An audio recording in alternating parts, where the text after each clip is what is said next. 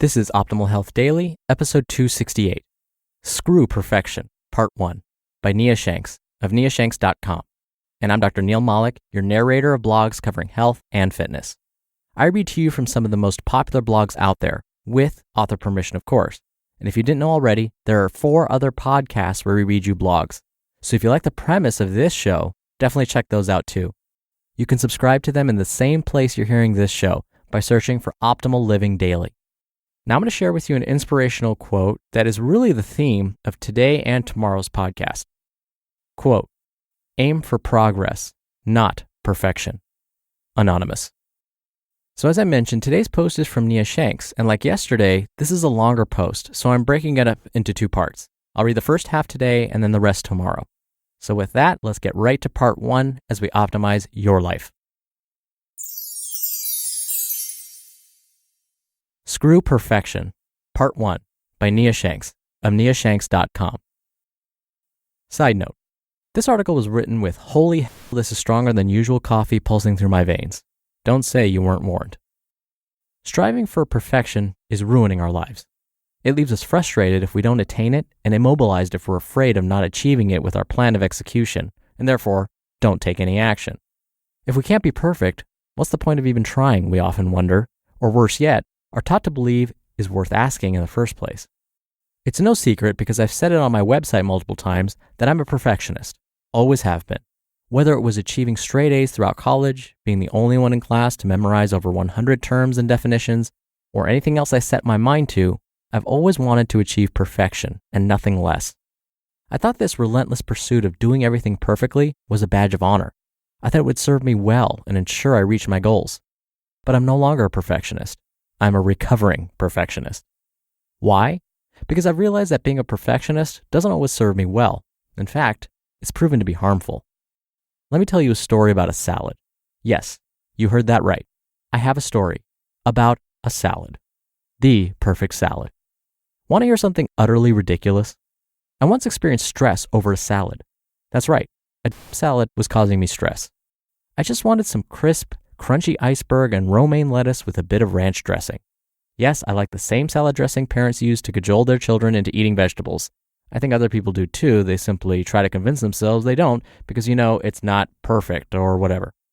The salad wasn't perfect because everyone knows you should eat dark, leafy greens like spinach, arugula, kale, chard, and other super duper greens. The darker the greens, the higher the nutrition, right? Get out of here with your nutritionally inferior iceberg. And childish ranch dressing that contains sugar or worse, high fructose corn syrup and additives? Not good enough? Eat that salad dry and naked. The salad, not you. You don't have to be naked. Or with extra virgin olive oil and a squeeze of fresh lemon. Or don't eat it at all. My helpless little salad wasn't perfect and it upset me. It was this obsession with eating perfectly that contributed to the disordered and binge eating behaviors I battled in the past. Thankfully, I realized that stressing over a salad was galactically stupid. The solution now is ever so obvious. Screw perfection. Was it really that big of a deal to eat an iceberg and romaine lettuce salad and top it with a little processed dressing? No. Some fitness professionals and diehard enthusiasts would point, laugh, and tell me my little salad was inferior to their behemoth of an all-organic vegetable garden that was topped with precisely 1.8539 teaspoons of cold-press imported extra virgin olive oil. Others have experienced a similar reality when they hear eating an apple isn't optimal and that they should instead eat dark berries, or that brown rice is better than white, or that fatty fish is superior to white fish. The result? Their good effort fell short, and they should strive for perfect. Nope. Screw perfection. Rest assured, it's not just food I've tried to perfect. You can chase perfection in any area of life. Oftentimes, as I've discovered, you can become paralyzed and end up doing nothing because you're afraid of doing something less than perfect. The perfect financial plan. Don't worry, we won't discuss salads anymore. Let's talk about money instead. We all want to be financially healthy and do smart grown-up things with our money. It's fun to say words like 401k, Roth IRA, interest and dividends, capital gains, and act like we give a how the S&P 500 and international markets perform today. Frankly, I'm proud of how we manage our money in our home. We own our house. We have 0 debt. We have an emergency fund. We have retirement account. But months ago, we wanted to ensure we were executing the perfect financial plan. So we started to read books and well-respected websites. We learned a great deal and began to conjure up the ideal plan of action for how to best save and invest going forward. And then for a couple of months, we didn't do a thing. Our lust for a perfect plan left us paralyzed. Then, like a warm, calming blanket, the two-word phrase washed over us. Screw perfection. We realized, once again, trying to do the perfect thing was stupid. We'd done our homework and felt very confident in our knowledge and agreed to take action. Was it absolutely perfect? No, probably not. But we did something productive instead of being paralyzed with inaction. That something productive came in the form of opening an account with Betterment. Why Betterment? Because it made sense for us. For one, they have the best rates when it comes to robo-advisors, and I crave simplicity and ease of use features, which Betterment has beautifully accomplished. You choose your goals. They have a fast, easy tool for this. And deposit the money. We had it set up and running in a matter of minutes. Note, it's important to be careful here.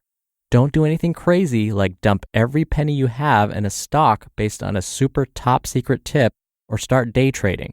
Stick to the boring basics. Don't spend more than you make, get out of debt, plan for tomorrow like save for retirement, build up an emergency savings, and eliminate unnecessary expenses. Enough talk about money. Like my pathetic rant about the perfect salad, let's discuss the problem with striving to find the perfect workout. To be continued. You just listened to part 1 of the post titled Screw Perfection by Nia Shanks of niashanks.com. As a perfectionist myself, you don't want to know how many takes I often do to read these to you. I can absolutely relate to what Nia's saying. Now, even though I'm a registered dietitian nutritionist, I'm actually not a perfectionist when it comes to my food. I generally eat nutritious foods, of course, don't get me wrong, but I tend to be more of a perfectionist when it comes to the perfect workout, for example. Or when she was talking about the financial planning, oh yes, definitely me. I would say I'm a perfectionist with just a skosh of an anxiety disorder. And I have encountered, no question, the point where I want to be so perfect, I do nothing. And so that quote I shared with you at the top of the show, aim for progress, not perfection, I try and keep that in my head and remind myself of that every time I find myself moving towards wanting perfection. For me, I don't like making mistakes. It shows my vulnerability to people. Again, that's my anxiety disorder talking. But I'm getting better at it. Because you know what? I'm not perfect. So screw perfection. All right, really quickly, don't forget that we have 4 other podcasts where we narrate blogs for you. So check them out and subscribe to get a lot more content for free.